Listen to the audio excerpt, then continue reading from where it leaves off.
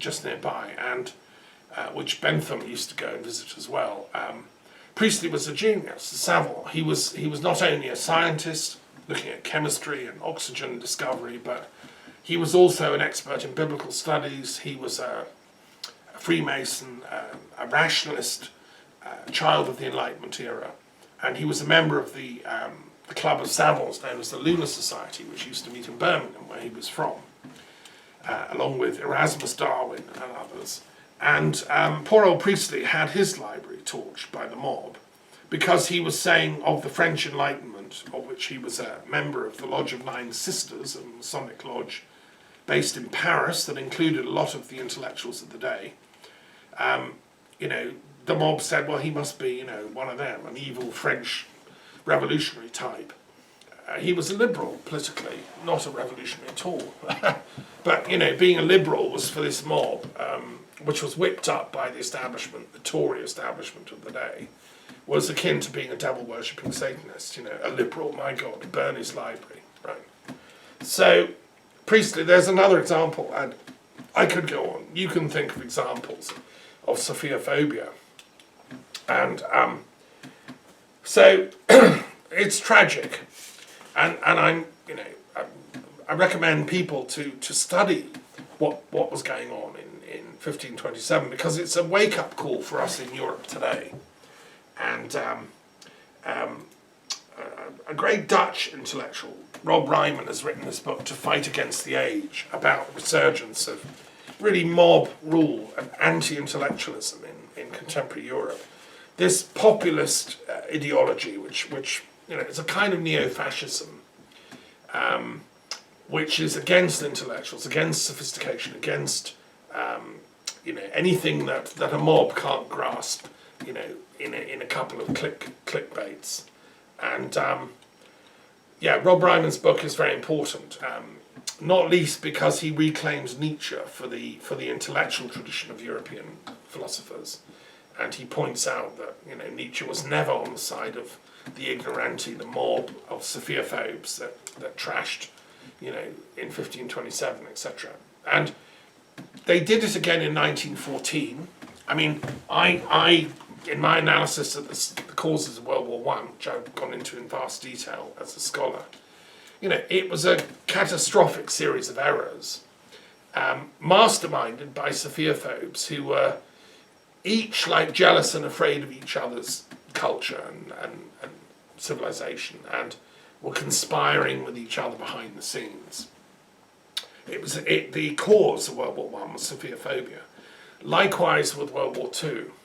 I mean, Hitler was Sophiaphobic.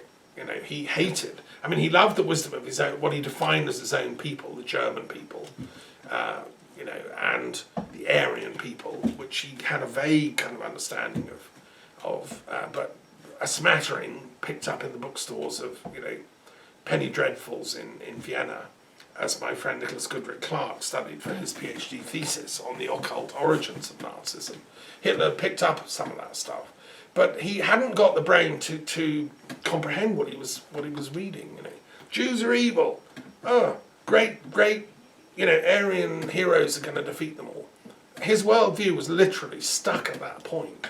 And so when he launched Operation Barbarossa, he thought he was the messianic St. Michael figure that was going to destroy Bolshevism and the Jewish people en masse all at once, and history would love him forever. I mean, it makes King Canute look like a realist. It's completely bonkers.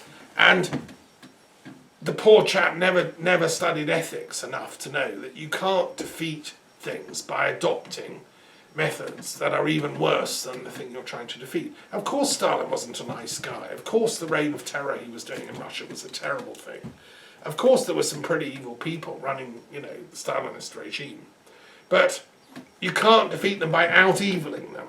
You can only defeat them with goodness and with mirroring ethics and kindness and justice and truth. That's the mistake of the Bushes of history that declare war on terror. I mean, it's like, it doesn't work like that. You can't out-terrorize terror because just suddenly everybody becomes a terrorist, right?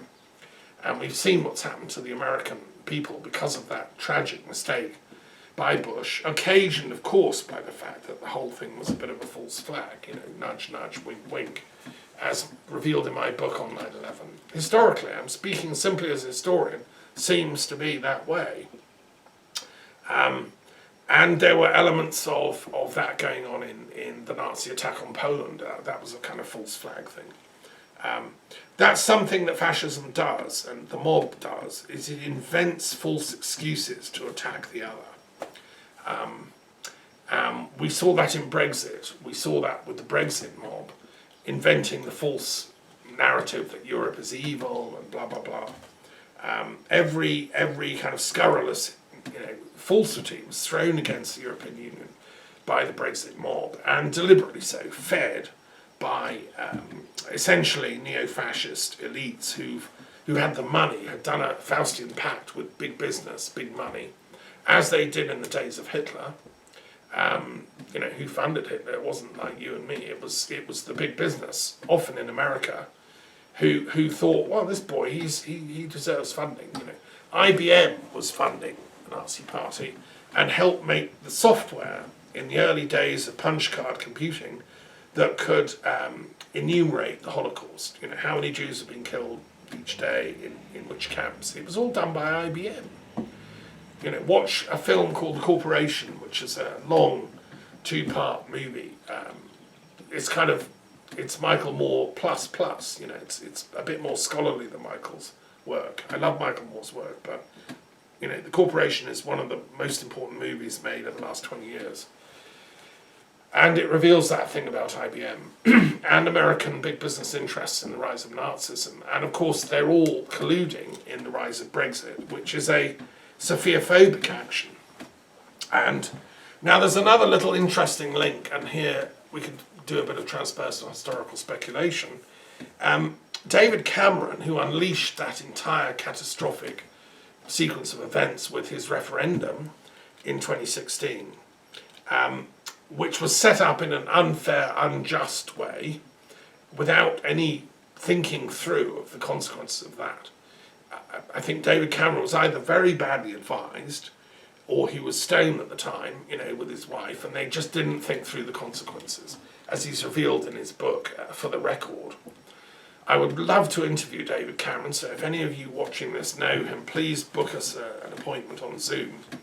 And the main question I'd ask David is why on earth he didn't put a ceiling on this referendum result. No country in history has ever changed its fundamental constitutional arrangements on just a simple majority. And yet that's what he did. Bonkers. Criminal, actually. Sorry, because in some ways I quite respected David Cameron as a leader. I thought he tried to bring Britain together, and he was, one felt he was on the right side. But with that catastrophic error, I'm afraid he tumbled, in my estimation, to one of the lower circles of hell, I would say. But, hey, I think I share that view with several million other British subjects who've suffered the consequences of that catastrophic decision. And what it unleashed was this same Sophiaphobic mob instinct of hatred of Europe. And often it was led by extreme, ignoranti is the only way I can describe it. People like Farage, they're not intellectuals. They can't think through things beyond a couple of moves. They can't think through consequences of actions. They've divorced ethics from their rant. And Widdicombe is another. These people didn't have the intellectual wherewithal to understand the consequences of what they were doing. So then we're in the situation we're in because of that. Right, I want to move on and say that the weird thing is that David Cameron was a direct descendant of one of the people working for Cardinal Egidio de Viterbo, one of the great Jewish savants who was in the household with the Cardinal, helping the Cardinal understand and master the complexities of the Kabbalah and Jewish literature, was a direct ancestor of David Cameron. Now that's very interesting. And what it makes me speculate, I'm just asking questions here, is that man, that ancestor of David, must have had an absolute terror of the mob, because he lived through the sack of Rome, 1527. He knew how vicious, violent and unprincipled they are. And the library that he'd been working on for Cardinal Giglio all went up in smoke, right? Now, here's a question, which is that sort of fear of the mob, is it something that lives on somehow in the unconscious of David Cameron? Because what he did by unleashing, I think he deep down has a fear of the mob. He was afraid of the mob in the Conservative Party. He tried to humanise it, to steer it to the centre. You know, he knew there were a lot of pretty nasty Sophiaphobe types in the Tory party. He'd taken them on and humanised and tried to educate them into being a more centrist, more liberal Democrat kind of party. And that's why he went into alliance with Clegg and the Liberal Democrats, because he identified with that centre position. The extreme right, the baying mob, he was, I think, afraid of. And he knew what, how nasty they are, how Sophiaphobic. Cameron's mistake was, instead of holding firm and fighting them off, instead of redoubling the papal guard on the walls, he opened the gate to let them back in. Now, why does he do that? Subconsciously, because he fears the mob, he has to appease it. He was afraid of them because they hated him. They were always attacking him. Boris Johnson was pretending to be his friend Smarmy, but all the time sharpening his knife behind the guy's back. And all the Goves and all these other people that Cameron's written about in his book, For the Record, they're all pretty evil and nasty types. The decent Tories, the middle of the road, the Kenneth Clarks, the Rory Stewart types, the genuine old school Conservatives, respected Cameron, knew what he was doing and supported it. This extreme right mob, they were just like from a different planet, and they still are. Now, Cameron made the fatal mistake of thinking the way to solve them is to appease them, be nice to them. Give them what they want. Give them more than what they want. If they want a referendum on Europe, give them that, and make it so that, there's no safety ceiling here. There's no, we'll do it, whatever it says, kind of stuff. You appease them by giving them even more than they want. Because you're a nice guy, you think that surely they'll be nice then. No, that's not how mobs work. When that mob attacked Rome in 1527, if you Cardinal Giglio, and you came outside your house, said, "Oh, hello, mob. I'm a scholar. I've been working on Jewish-Christian mysticism, and come in and have a look at my library. Would you like some nice refreshments? I can give you lovely mint tea." They would have cut him down, and chopped his head off. And that happened, in many occasions.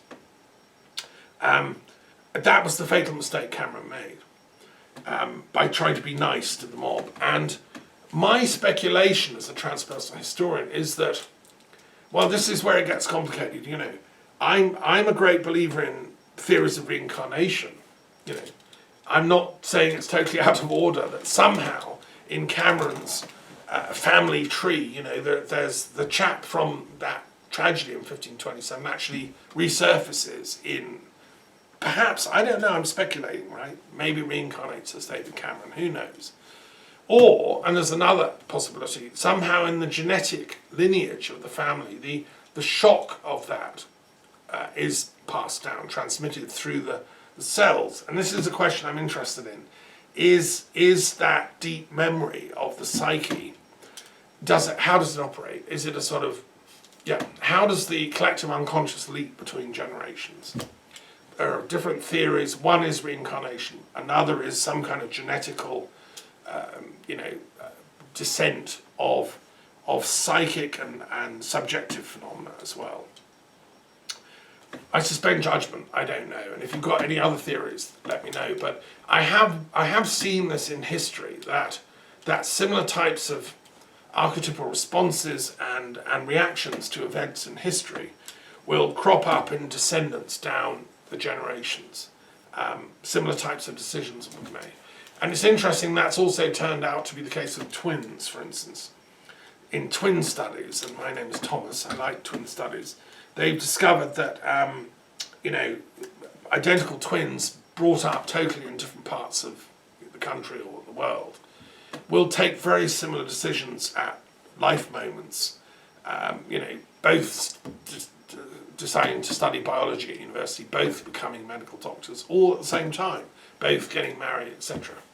Without knowing it, and later, when they finally are put together by researchers who track them both down, they discover this weird synchronicity. Well, how can we explain that stuff? We're only at the foothills. This is transpersonal history meets, biosciences and genetics, effectively. My mentor, Professor Cedric Smith, was professor of genetics at University College, and if he were alive today, we could have a chat about it. So I want to move on now. That was a kind of a preamble to what I want to say next, which is, okay, so that's the mob, that's Sophiaphobia, that's what we're up against. It's there in the action of the policeman killing George Floyd in America for his mates, for his peer group. The mob works with peer pressure. If I'm a white police unit and there's black guys on the ground, well, they're not getting up. They're going to get shown up because we're the boss. It's that sort of collective hubris and collective arrogance that operates. That's what a mob is, and unfortunately, it's operating all over the world. In different ethnic and national identities and religious identities that are clashing. It's going on in Israel versus Palestine, which is, as we speak, a blockbuster movie. Dare they? Shall they? Will they? Annex, what's going to happen? It's like Netanyahu is the greatest mobster in Jewish history for a very long time, it seems to me. Willfully stirring up the kind of worst fears and insecurities of the Jewish people, who ought to know better because they've suffered themselves horrendously during this terrible period of World War II and so on, and in the run-up to it. Therefore, they should be being generous and saying to the Palestinians, look, hey guys, you were here first, let's talk. As Martin Buber and many of the great Jewish intellectuals wanted to do. But they've been silenced by the extremists who said, no, let's fight them. Let's preemptively, genocide them, which was the Day Yassin massacres and the Nakba. So there's a huge amount of healing to do there. And Sophiaphobia is at work. It needs, we need a medicine that can cure this thing. The only thing I know is wisdom, the very thing they're afraid of. Bring it on. But package it in a way that even the mob has to stop and say, gosh, that thing I was so afraid of, actually it's not that scary after all. I mean, hey, these Jews actually are quite nice, Hey, what's this thing called the Kabbalah? Wow, look at that. It's like my runes. I mean, I've written this book, The Kabbalah Runes, pointing out and showing, I think demonstrating beyond a shadow of doubt, that the origin of the runes, the old Norse sacred scriptures, are from the same root as the Kabbalistic Tree of Life, the Sephiroth, the Hebrew alphabet, and the mantric quality of each letter. And in my book, I've analysed how that is possible. I've gone into the linguistics, the archaeolinguistics, to about 20,000 BC. It's pre-Neolithic, this. It's a time when the Hamitic-Semitic and Indo-European tribes are not yet differentiated. And, well, wow, the mob of blood-curdling, Lutheran, Germans who hate the Jews in 1527, or fast forward 1944, invading Russia, they might stop and think, maybe we should talk to those guys instead of trying to bomb them or gas them. So that's the response that I have, which is the response of the intellectual and the academic and the philosopher. And to say to all these warring, competing parties in history, which are now still rampaging across the page of events, it's incredible to watch in America. They're refighting the Civil War, the Confederates versus the Union. I mean, And for God's sake, they're like stuck in a time warp, you know. So to all these mobsters that are trying to revive the battles, and Brexit is one of the most catastrophic and the worst of this sort of time warp. The Brexit people are trying to undo the European Union, not just take Britain out of it, but to like undo it deliberately, with the help of dark forces and sinister forces, and to go back to 1930s fascism. That's their dream. Steve Bannon, if you scratch beneath them, Nigel Farage, they are 1930s reborn fascists and Nazi types who believe in nationalism as an ideology which is a million times better than internationalism. Everything the European Union was premised on, which is internationalism, is better than nationalism. You know, interculturalism is better than racism and xenophobia. They're throwing all that out the window and saying, no, we want to go back to, you know, white is right, Britain is might, great is Britain, Britain is great, you know, rhetoric. I mean, it's, and that's like undoing the Battle of Britain. That's like Cameron opening the door to the mob saying, you know, let's be nice, come in, guys.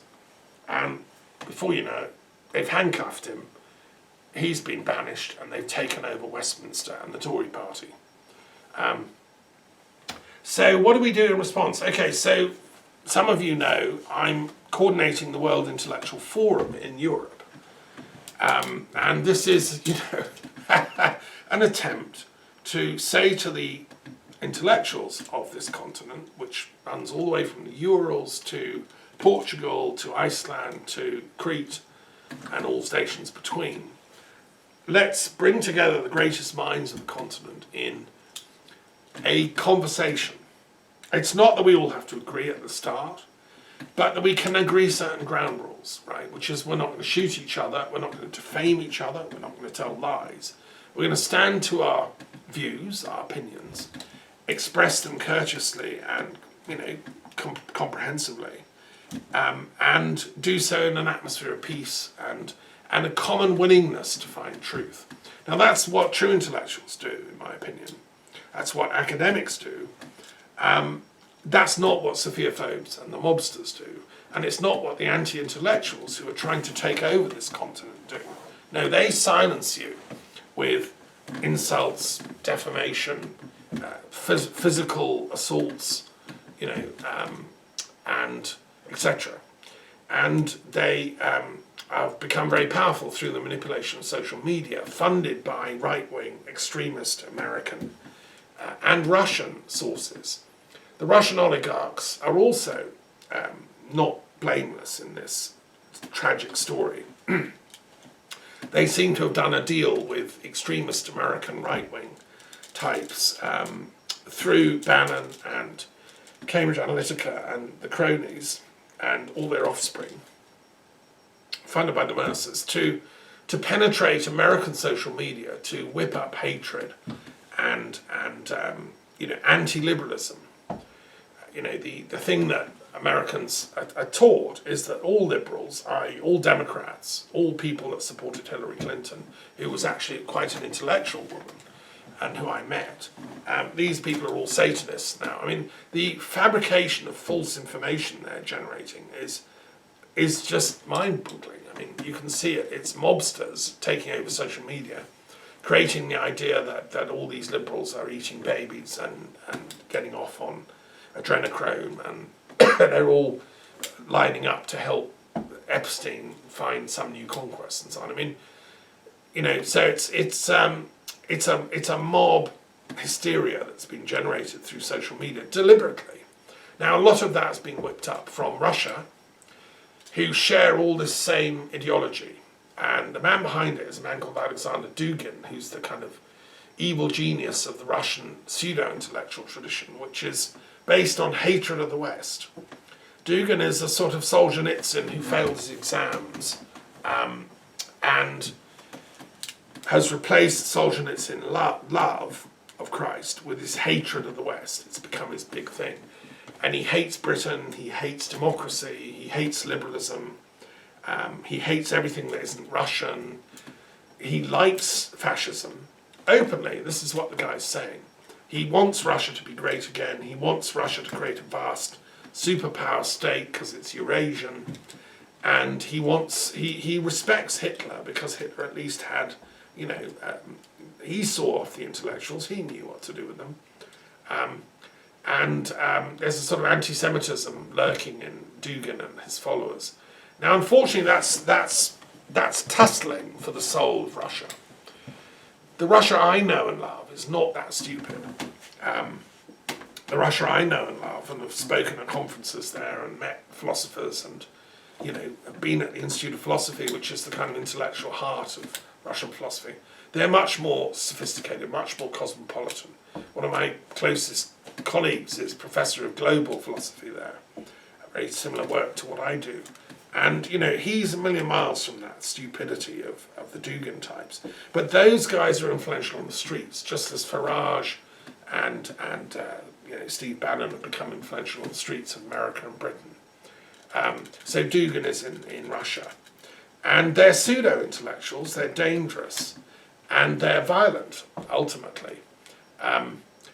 Okay, so the World Intellectual Forum is a forum to try and generate authentic debate among genuine intellectuals across Russia, across Ukraine, across Britain, across all parts of Britain, Scotland, Wales, etc., Ireland, across all the different parts of France, Italy, Germany, etc. And I've just done, the reason I'm showing it is I've just done a website for the European wing of the World Intellectual Forum. I'm on the board for the global committee, which is based in India, but this is just a regional body. So if you're interested, just email me or look at the website, World Intellectual Forum Europe. The question I asked myself putting this website together is, who are the greatest intellectuals in European history? Who are the greatest thinkers that we can draw on their help now in this time of crisis? When we're up against these mobsters who use Sophiaphobia to do sacks of Rome like 1527, all over again, all over the place. Well, I've given a lot of thought to that, and obviously I'm an expert in the history of European philosophy and political ideas and metaphysics. So on the website I've just randomly, put maybe 50, 60 names of what I regard as some of the greatest intellectuals in European history, right from the beginning, right from Thales and Heraclitus and Pythagoras, the early pre-Socratics. I've been to Ephesus, I've been to Miletus and seen where they taught and thought. And I have huge respect for the ancient Orphic Pythagorean traditions, right on to contemporary European philosophers. So they're all there, and I enjoyed putting the website together. I hope it's inspirational for people. I've listed, also a statement of guiding principles that the World Intellectual Forum stands for. So, read the principles. If you're in harmony with them, if you agree, then send us, indication of that, and you can join the World Intellectual Forum. There's about 35 sort of paragraphs of text, so it takes a little while to read it through. And then I've also put a statement of values together. Just these are the principles and values we stand for. And if you're in sympathy with them, then do. In another part of the website, I've listed the lineages of political philosophy that European thinkers have come up with, really. And that includes the liberal tradition, and I've given sort of the great names of that, to Tocqueville and Bentham and all the traditional ones. And then the socialist, social democrat and communist traditions of the left, which is another great lineage of thinkers that Europe has come up with since Robert Owen and Saint-Simon in France came up with this word, socialism. What does it mean? Well, it's an attempt to create a society based on peace, equality, and fraternity. Saint-Simon said, he was an esoteric Christian, that it was bringing Christ's teachings into actual manifestation. Robert Owen in Wales, who wasn't such a great intellectual as Saint-Simon, agreed with him in his own way and got very much into spiritualism. Being British, he wanted empirical evidence of the spiritual world. Saint-Simon didn't need that. He knew. And he wanted to transform society according to the moral laws of the kingdom of God. So that's socialism, and you'll see the list of names. And then there's the tradition of the Green movement and the anarchist tradition, which is skeptical of centralized power. It's people like Proudhon and later E.F. Schumacher and Green philosophers, and wanting to reform society but without going the way of a centralized, all-powerful state. Can't we decentralize? Can't we delegitimize this concentration of power, including militarism? And so that tradition, that lineage, and that includes people like Shelley and Godwin and Kropotkin and Gandhi, in fact, and many other great thinkers, Tolstoy and so on. I include Gandhi even though he wasn't European, because he did do his degrees at the University of London, and he learned a lot of his core thinking in Britain, in London. And I used to work in the offices where he lived in when he came back in 1931. So Gandhi to me is like a fellow graduate at the University of London. And then finally there's the other column, which is what I call the moderate conservatives. And the moderate conservatives, again, an important lineage in European philosophy. They're not stupid, they were intellectuals in their own way, and what they didn't want was a sort of violent revolution like the French had done, or the Russians did, or the Chinese did. The conservative tradition in European philosophy is much more pragmatic. It's keep things together, don't break it apart if it's not broken. Like society was working reasonably well, it needed reform, but don't smash the whole thing up. You don't reform a wonky piece of furniture by burning it. You mend it. And so the pragmatism of the conservative moderate tradition is there. But then I also mentioned the extreme tradition, the extreme right, the kind of anti-intellectual right-wing mobsters, going back to people like Alfred Rosenberg, who was the intellectual behind Nazism, Julius Evola, who was one of the people behind fascism, and Dugan, now behind sort of Russian fascism.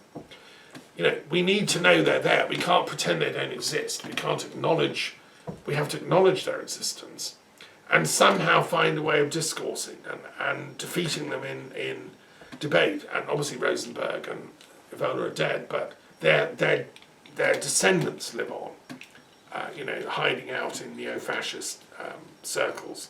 Well, the World Intellectual Forum is very happy to take on and debate those people and try and point to the fact that they've ended up in a backwater which is self-destructive and ultimately will damage our integrity as not just a continent but as a world and as a humanity. That route, extreme fascism and Nazism, has been tried.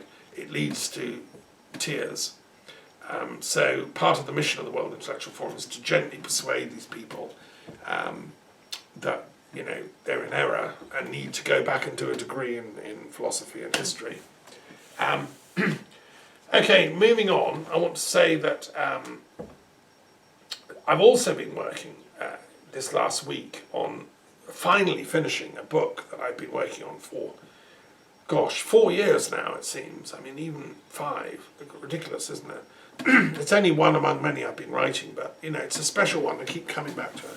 It's called The Book of the Egg, and it's the first ever book that looks just at what an egg is. And it's a micro project. Normally I tackle huge projects like being and knowledge. That's like as big as you can go, right? Whereas this is just the Book of the Egg. It's a tiny thing. Well, it seems tiny, but it's actually pretty huge, because eggs are really fascinating.